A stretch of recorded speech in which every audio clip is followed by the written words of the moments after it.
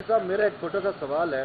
ایک وقت تھا کہ انہی ایجنسیوں کے کہنے کے اوپر آپ ٹول بنے اور اس وقت کی حکومت صدر آصف علی زرداری کا بازو مروڑ کے آپ نے عدلیہ کو بحال کرایا تھا. تو آپ کو کیا اب اس پہ شرمندگی ہوتی ہے یا کبھی کوئی ایسی بات محسوس ہوئی کہ آپ نے اس وقت غلط کیا تھا؟ دیکھو، میں نے کوئی کسی کا بازو مروڑ کے نہیں کیا تھا. زرداری صاحب نے یہی کہا کہ میرا بازو مروڑ کے جج بحال کروائے تھے امداد صاحب نے. زرداری صاحب نہیں کرنا چاہتے تھے، ان کو لاجک سے کنونس کیا اور پھر وہ بحال ہو گیا. ججز ہونا چاہیے تھا ان کو، وہ غلط ڈسمس ہوئے تھے. باقی یہ بات آپ کی کہ وہ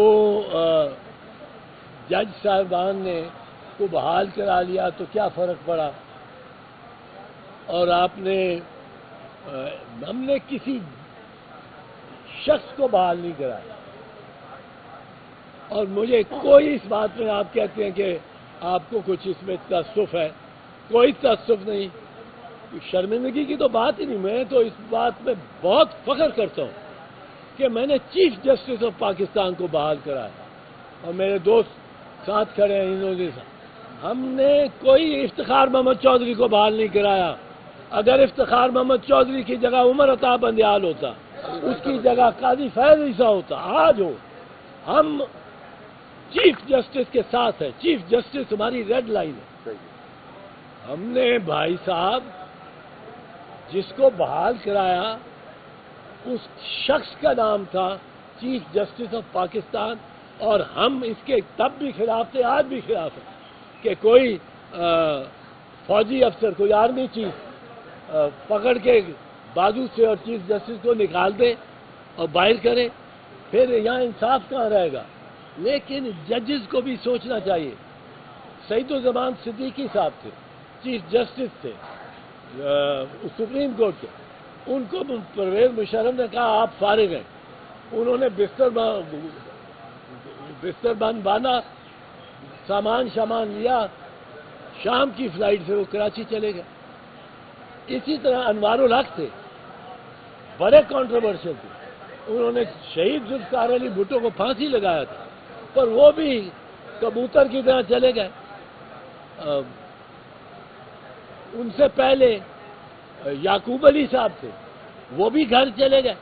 افتخار محمد چودھری نے جب ان کو کہا کہ آپ استعفیٰ دیں، جرنیلوں نے گھیرا ڈالا ہوا تھا، انہوں نے کہا آپ استعفیٰ دیں. افتخار محمد چودھری نے کہا میں نہیں دیتا. انہوں نے کہا آپ کو استعفیٰ دینا پڑے گا. انہوں نے کہا میں نہیں استعفیٰ دوں گا، I am the chief justice اور میں چیف جسٹس ہوں. جب یہ آواز وکلاء تک پہنچی کہ یہ ان کا مذاکرہ ہوا ہے، وکلاء ایک سمندر کی لہر کی طرح اٹھے اور سارے ساحل پہ انہوں نے ڈبو دیا تھا. یہ وکلاء اسی طرح ایک سمندر کی لہر کی طرح اٹھیں گے.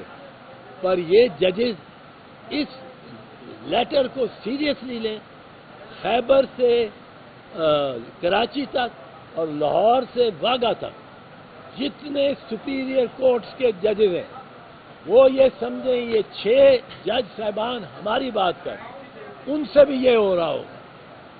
یہ ان کو بھی ججز کو سب کو جوڑ کے مل کے اکٹھے بیٹھ کے اور یہ فیصلہ کرنا چاہیے کہ ہم نے یہ برداشت نہیں کرنا، اور ہم نے اس پہ یہ ٹرائیبیونل بنا کے جسے میں نے کہا اور اس کی طے تک پہنچنا ہے اور ذمہ داروں کو ذمہ داری ان کی لگانی. صاحب یہ بتائیے گا کہ آج وزیراعظم شہباز شریف کی چیف جسٹس قاضی فیصل صاحب سے ملاقات ہونے جا رہی ہے.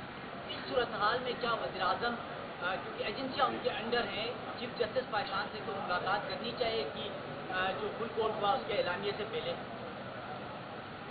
کرنی تو نہیں چاہیے تھی، اور کرے اور ہوگی بھی اس پہ اگر وہ کوئی بات بھی نہیں کرتے. مثال کے طور پہ کیا بات کر سکتے؟ چیف جسٹس صاحب سے وہ یہ بات نہیں کر سکتے کہ جی آپ ٹرائیبیونل بنائیں. بھئی آپ کون ہیں بتانے والے؟ آپ کے تو فریق ہیں. چیف جسٹس صاحب سے وہ یہ نہیں بات کر سکتے کہ میرا جو ڈی جی سی ہے یا D G I S I ہے یہ اسٹاف افسرز ہیں ٹو دا پرائم منسٹر. ان میں انہوں نے یہ نہیں کیا، شریف لوگ ہیں، اچھے لوگ ہیں، یہ بات نہیں کر سکتے کیونکہ یہی متنازع بات ہے جس کو طے ہونا ہے. تو اب چیف جسٹس صاحب یہ بات کر لیں کہ کیا چائے کی پیالی میں چینی کافی ہے. ٹھیک ہے.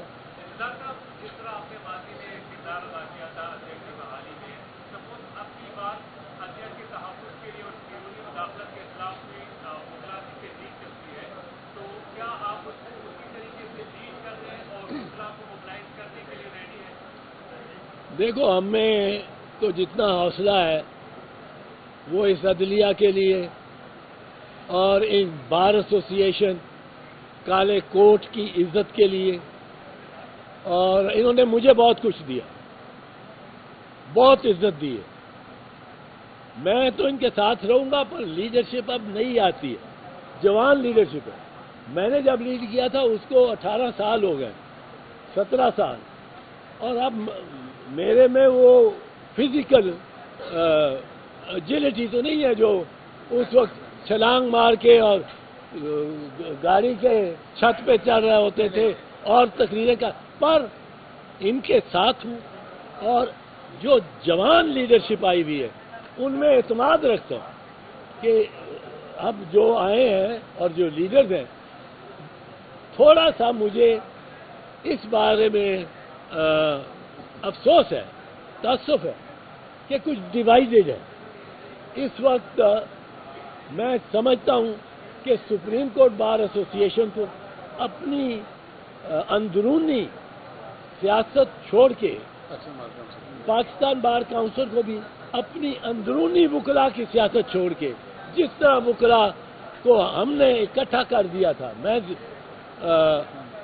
اس کے بعد سپریم کورٹ بار ایسوسی ایشن کا صدر بھی ہوا اس تحریک کے دوران، اور سب کو ایک ساتھ لے کے چلے، ایک کنونشن بلائے جس میں دونوں سوچیں جو بار ایسوسی ایشن کی ہے ان کو بٹھائیں، جو اب ان کے مخالف ہے اس کو عزت زیادہ دیں، اس کو زیادہ عزت دیں، اور اس چیلنج کو اسی طرح لیں جس طرح ہم نے چیلنج لیا تھا جب ایک آرمی چیف نے ایک چیف جسٹس کو گھر بٹھا دیا.